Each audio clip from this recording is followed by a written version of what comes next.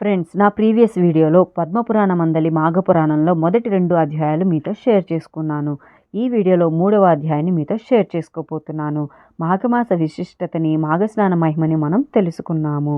మరి ఇంకెందుకు ఆలస్యం, ఈరోజు చాప్టర్ని చూడడానికి మన వీడియోలోకి వెళ్ళిపోదాం.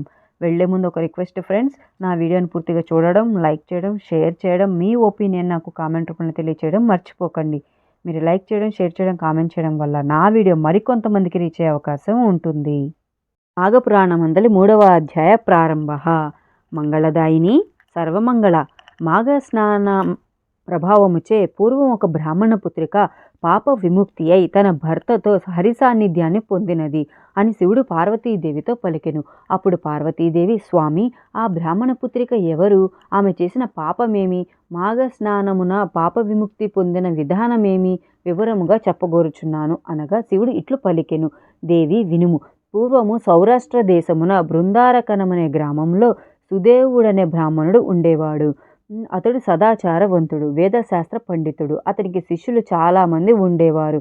వారు గురువుని సేవ చేస్తూ విద్యాభ్యాసం చేస్తూ ఉండేవాళ్ళు. ఆ సుదేవునికి సర్వాంగ సుందరి అయిన కుమార్తె ఉండేది. పొడవైన కేశములతో, చక్కని ముఖముతో, చక్కని కనుముక్కు తీరులో ఆమె మిక్కిలి మనోహరంగా ఉండేది. ఇట్టు కుమార్తెని ఎవరికిచ్చి వివాహం చేయగలనని అతడు విచారిస్తూ ఉండేవాడు. ఒకనాడు సుమిత్రుడనే శిష్యుడు సమిధలు, దర్భలు మొదలైన వాటి కోసం గురువు పంపగా వెళ్ళాడు. బంతితో ఆడుకుంటున్న గురుపుత్రిక కూడా సుమిత్రుని వెంబడించి వెళ్ళింది. సుమిత్రుడును చాలా దూరము పోయి ఆ అరణ్యంలో ఒక జలాశయాన్ని చూశాడు. ఆ చెరువు గట్టున ఎత్తైన చెట్లు ఉన్నాయి. నీరు నిర్మల మనోహరంగా ఉంది.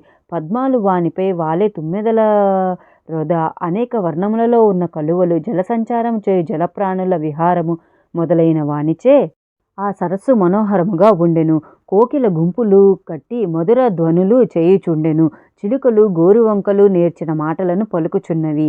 ఎత్తైన చెట్లతో కప్పబడిన ఆ ప్రదేశము ఒక ఏకాంత మందిరములా ఉన్నది. గురుపుత్రిక ఆ చెరువులోని నీరు త్రాగి అచట వృక్షములకున్న పండ్లను తిని ఒకచోట కూర్చుండెను. సుమిత్రునిపై మనసు పడినది.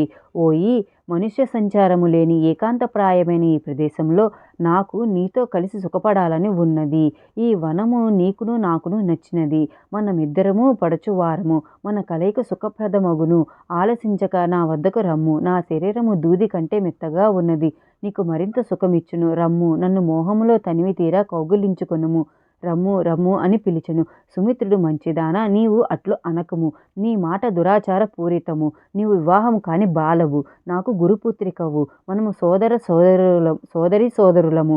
నీవు మన్మథ పరవశురాలవై ఇలా అనుచితముగా పలుకుచున్నావు. నేను నీతో రమింపజాలను. నేను ఈ మాటలను సూర్యచంద్రుల సాక్షిగా చెప్పుచున్నాను. ఇట్టి పాపము చేసినా మనమిద్దరము చిరకాలం నరకవాసము చేయవలసి యుండును. కావున ఇంటికి పోదము, రమ్ము. గురువుగారు మనకి ఎదురుచుచుచుందురు. ఆలస్యమైనచో నన్ను దండింపవచ్చును. సమిధలు, దర్భలు మున్నగు వానిని కొనిపోవదము, రమ్ము అని పలికెను. గురుపుత్రిక ఆ మాటలు విని, ఓయి, కన్యారత్నము, సువర్ణము, విద్యాదేవత, అమృతము స్వయంగా చెంతకు చేరినప్పుడు వలదన్నవాడు మూర్ఖుడు.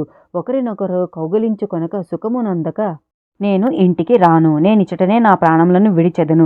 నీవు ఇంటికి తిరిగి వెళ్ళి, నేను రానిచో మా తండ్రి నిన్ను శపించును. నేను నీతో సుఖింపని ఈ శరీరమును వల్లను. ఇచ్చటనే ఈ శరీరమును విడిచెదను. నీవింటికి పోయి దీని ఫలితము అనుభవింపుము అని నిష్ఠురముగా మన్మథావేశముతో మాట్లాడెను. సుమిత్రుడు ఏమి చేయవలెనో తెలియకని స్థితిలో ఉండెను. చివరకతడు గురుపుత్రిక కోరికను తీర్చుటకు అంగీకరించెను. వారిద్దరును పద్మములతో, పుష్పములతో, ఎగురుటాకులతో మన్మథ శయ్యను తీర్చుకుని మనోహరమైన ఆ వాతావరణములు యథేచ్ఛగా సుఖములను అనుభవించిరి. వారిద్దరూ తృప్తిపడిన తరువాత సమిధలను మున్నగు వాణిని తీసుకొని గ్రామమునకు బయలుదేరిరి. గురువు శిష్యుడు తెచ్చిన సమిధలను మున్నగు వాణిని చూచి ఆనందపడెను. పుత్రికను చూచి, నీవు చాలా అలసినట్టున్నావు. మధురాహారమును తిని విశ్రాంతి పొందుమని లోనికి పంపెను. ఆమెయు అట్లనే లోనికి వెళ్ళెను. తండ్రి ఆమెను కాశ్మీర దేశవాసియగు బ్రాహ్మణునికిచ్చి వివాహం చేసెను. కొంతకాలమునకు ఆమె భర్త మరణించెను. భర్తను కోల్పోయి నేలపై పడి దుఃఖించుచున్న కుమార్తెను చూడలేక సుదేవుడు మిగుల దుఃఖించెను. అయ్యో, సుఖములు అందవలసిన వయసులోనే బాధాకరమైన వైధవ్యం కలిగినదేమి? ఈమెకిట్టి బాధను కల్పించిన ఆ బ్రహ్మ ఎంత మూర్ఖుడో కదా. అని పలు విధములో దుఃఖించుచుండెను.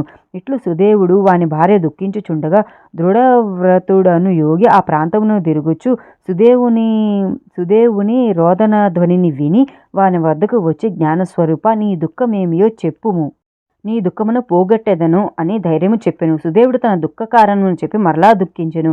యోగి సుదేవును భార్యాపుత్రికలను చూచి క్షణకాలమున ధ్యానయోగమున అందు ఇట్లు పలికెను, ఓయి వినుము, నీ కుమార్తె పూర్వజన్మలో క్షత్రియ కులమున జన్మించినది. వ్యభిచారిణియే, చెడు ప్రవర్తన కలిగి ఉండెను. సౌందర్యవతి యవనవతి అగు ఆమె తన జారుల మాటలు విని తన భర్తను వధించెను. భర్తను వధించి భయపడి శోకించి ఆత్మహత్య చేసుకొనెను. ఈమె పతిహత్యను ఆత్మహత్యను చేసినది. ఆ దోషము వలన ఈమెకి జన్మమున ఇట్టి వైధవ్యం కలిగినది. ఇట్టి ఈమె పవిత్రమైన నీ వంశం ఎట్లు జన్మించినదా అని నీకు సందేహం రావచ్చును. దానికి కారణము కలదు, వినుము. ఈమె తన పూర్వజన్మలో మాఘమాసమున సరస్వతీ నదీ తీరములో గౌరీ వ్రతమును ఆచరించు వారితో కలిసి వారు ఇసుకతో చేసిన గౌరీదేవిని పూజించుచుండగా ఈ వ్రతమును చూచినది.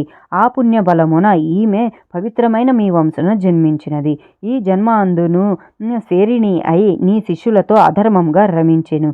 ఈ దోషము వలన ఈమె తన కర్మఫలమును ఇట్లు అనుభవించుచున్నది. చేసిన కర్మము అనుభవించక తప్పదు కదా. సుదేవుడు యోగి మాటలను విని చెవులు మూసుకొని తన కుమార్తె పూర్వజన్మలో పతిహత్య ఆత్మహత్యలకు పాల్పడెను. ఈ జన్మలో కన్యే సోదరతుల్యుడైన తన శిష్యునితో రమించుట విని మరింత దుఃఖించెను. యోగికి నమస్కరించి, తండ్రి, నా కుమార్తె చేసిన పాపము ఏమి చేస్తే పోతుంది? ఆమె భర్త జీవించుట ఎలా జరుగును? దయ ఉంచి చెప్పుడని పరిపరి విధమున ప్రార్థించెను.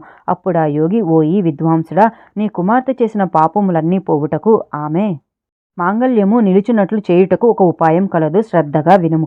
మాఘమాసమున ప్రాతఃస్నానము చేసి ఆ నదీ తీరమున గాని సరస్సు తీరమున గాని ఇసుకతో గౌరీదేవిని చేసి షోడశోపచారములతో పూజింపవలయును. శివాసినులకు దక్షిణతో ఆ గౌరీదేవిని సమర్పించవలయును. ఈ విధంగా ఈమెచే ప్రతి దినము చేయింపుము. ఈమె భర్త తిరిగి జీవించును, ఈమె పాపములు నశించును. మాఘ శుద్ధ తదియ నాడు 2 క్రొత్త చేటలను తెచ్చి వానిలో చీర, రవికలగుడ్డ, ఫలపుష్పాదులను, పసుపు కుంకుమలను మున్నగు సువాసిని అలంకరమును ఉంచి దక్షిణ తాంబూలముతో వాయనము ఇచ్చి సువాసిని పూజ చేసి ముత్తైదువులకిచ్చి 7 మార్లు ప్రదక్షిణ నమస్కారంలో ఆచరింపచేయుము. ఆ సువాసినికి షడ్రసోపేత భోజనం పెట్టి గౌరవింపవలయును. మాఘమాసమున ప్రాతకాలమున స్నానముల చేతను పైన చెప్పిన వ్రతాచారణము చేతను ఈమెకు పాపక్షయము కలుగును. భర్త పునర్జీవితుడే ఈమె మాంగళ్యం నిలుచును. మాఘస్నానము చేసిన విధవరాలు విష్ణులోకమును చేరును. మాఘస్నానము చేసి గౌరీ వ్రతమాచయించిన సువాసిని తన మాంగళ్యమును నిలుపుకొని చిరకాలం సుఖించును. పిచ్చివారు, మూర్ఖులు మాఘస్నానం చేసినచో వారెట్టి వారైనను వారు అనుగ్రహమును పొంది చిరకాలం సుఖించి పుణ్యలోకములను పొందెదరు అని యోగి వివరించి తన దారిన తాను వెళ్ళెను. సుదేవుడు యోగి మాటలను నమ్మి తన కుమార్తెచే మాఘస్నానమును, గౌరీ పూజ విశిష్టమైన కాత్యాయని వ్రతమును భక్తి శ్రద్ధలతో చేయించెను. కాత్యాయని వ్రత మహిమ చేత సుదేవుని కుమార్తె పాపములు పోయి ఆమె భర్త పునర్జీవితుడయ్యెను.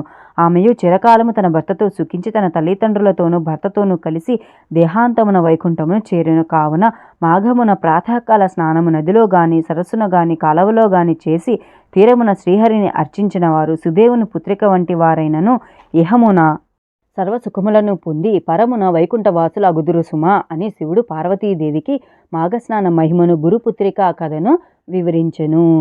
మాఘపురాణమందు 3వ అధ్యాయం సమాప్తః. రేపు 4వ అధ్యాయాన్ని మీతో షేర్ చేసుకుంటాను. నా ఈ చిన్ని ప్రయత్నం మీ అందరికీ నచ్చినట్లయితే నా వీడియోని లైక్ చేయండి, షేర్ చేయండి. మీ ఒపీనియన్ నాకు కామెంట్ రూపంలో తెలియచేయండి. Thank you for watching.